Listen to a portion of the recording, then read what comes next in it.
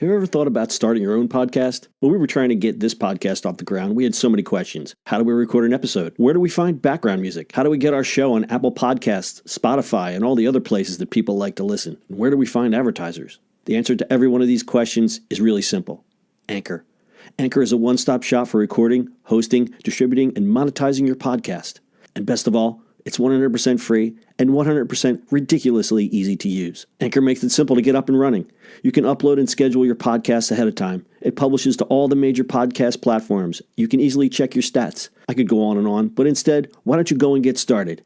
Go to anchor.fm/start to join the e-commerce minute and a diverse community of podcasters already using Anchor. That's anchor.fm/start. We can't wait to hear your podcast. It's the E-commerce Minute, your daily dose of e-commerce, tech, and retail news with your hosts, Bart Mraz and John Suter. The E-commerce Minute is a production of Sumo Heavy, a digital commerce consulting firm in Brooklyn, New York, and Philadelphia. Find us on the web at sumoheavy.com. It's E-commerce Minute, episode 297.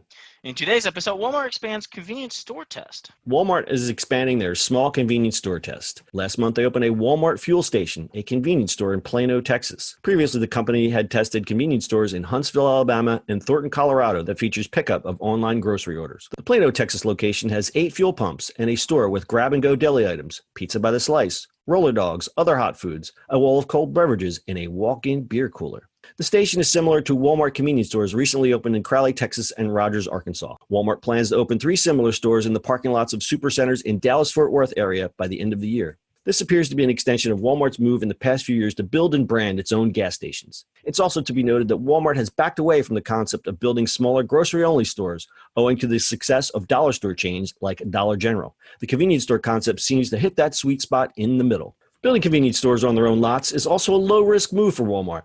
They can operate independently and help the retailer get the highest return on their real estate. While making a trip to a superstore and a convenience store are 2 different types of trips, the C-store can also capture customers that may have second thoughts about entering a crowded big box. Walmart convenience stores might be the right idea as convenience stores are a big business. According to Statista, U.S. convenience stores are a $616 billion business annually. Hot dispensed beverages alone generate a whopping $7.6 billion in sales per year. That, my friend, is a lot of coffee. So when are we going to see Wall 11, Mart 7, Wawa Walmart, Walmart, Wawa? Yep. Ladies and gentlemen, I was trying to see when they're going to buy everybody.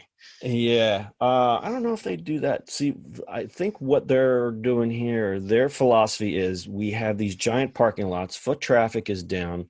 What the F do we do with this giant parking lot? I know. Let's build a little store on top of it. Doesn't cost them that much.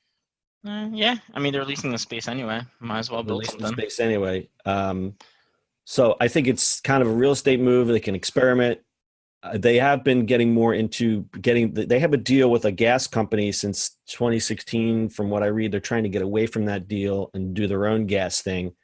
So I would expect to see more quote unquote Walmart gas stations. I don't know if they would still brand them as Walmart or just keep them as such. Well, there are Sam's Clubs, right?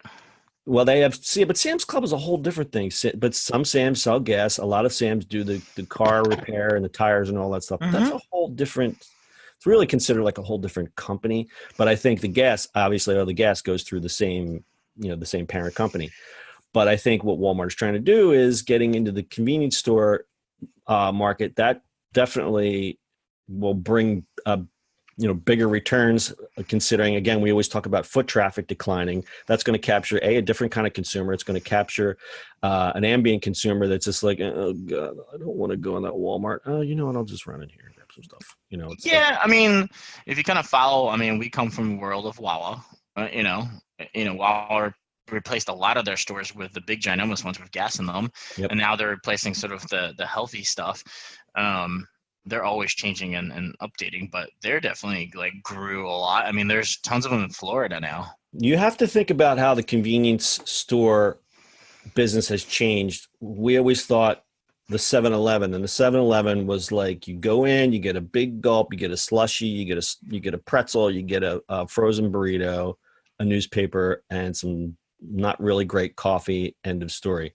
It's really evolved in that now you have these chains like Wawa, Sheetz, Royal Farms. Have you ever been in a Royal Farms? Mm-hmm. Mm-hmm. Royal Farms, they're a convenience store that sells like the best fried chicken I've ever eaten. And what it is they've kind of listened to what the consumer is looking for. The consumer doesn't want a frozen burrito anymore. Like we have Wawa here, which you can get fresh sandwiches and soups and all that kind of stuff. Sheetz is kind of the same thing. And there's a rivalry between if you like Sheetz or you like Wawa. Kind of depends on where you're from on the East Coast. But I think Walmart getting into this with their economies of scale and how the real estate is placed, I would keep a close eye on this, and I don't think it's going to be a frozen burrito place. I think Walmart, how they've gotten so far into fine tune their grocery business, you're taking the same inventory and maybe just repurposing it a little bit and putting it in the convenience store. I wouldn't scoff at this at all. Yeah, I think that'd be kind of fun. And if they put a drive-through for coffee, maybe they on that one too. Now you're talking, yeah, because we can get a whole conversation about coffee. You even go to like 7-Eleven or any place now, it's not just like, it's just like caffeinated and decaffeinated. Now it's, if you go into a coffee place, you've got to have like 15 brands of coffee or you're not offering a selection. Yeah. I mean, if you walk into Wawa, there's like 30 different things of coffee there. And you're like, I don't know what to pick now. Plus you can order like custom lattes and all kinds of cappuccinos and stuff like that. The greatest thing was when I was traveling up the East Coast, driving to and from Florida, you'd go in these truck stops. And I was actually kind of jealous because I was like, these truck stops are amazing. Like Pilot and those guys? Yeah. Pilot has the best coffee. Like I stopped in every Pilot and got coffee, and the coffee was great and the people were friendly. And it's a hyper competitive environment. And I think Walmart is maybe going in the right direction here. So let's talk about another thing. We talked about another type of convenience store, Amazon Go. Mm-hmm. Amazon Go, for those who are trying to keep up, is the frictionless convenience store, which basically you do everything from an app and you don't have to interact with anyone, and it feels like you're stealing. You grab your item. How do you do? You have to go launch the app, then go in the store, or launch the app. You scan that you walked in, and then it just scan. You walked in, but you otherwise don't do anything else. Nope. You put stuff in the basket. It basically knows what you've taken, and you walk away from that. Yep. So everyone's going to say, "Oh, Amazon's going to come in and they're going to dominate," but I think that is more of an urban thing.